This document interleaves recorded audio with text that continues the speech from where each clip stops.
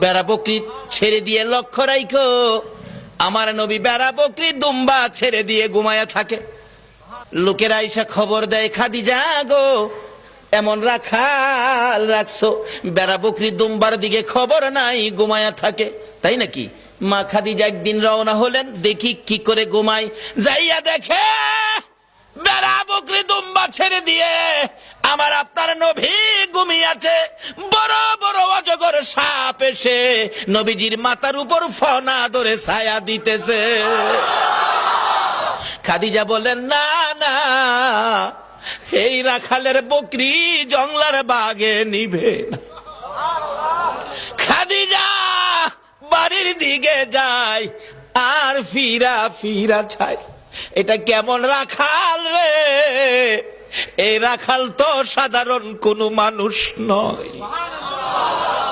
খাদিজা চিনে ফেলেছে। বেড়া বকরি দুম্বা নিয়ে বাড়িতে আসতে বলো আমার রাখালকে। আমার নবী দুপুর বেলায় বেড়া বকরি দুম্বা নিয়ে বাড়িতে রওনা হলে খাদিজা বাংলা রুমে বসে বসে দেখে, এটা কেমন রাখাল রে? যে রাখাল রৌদ্রের মধ্যে আসতেছিল, আকাশের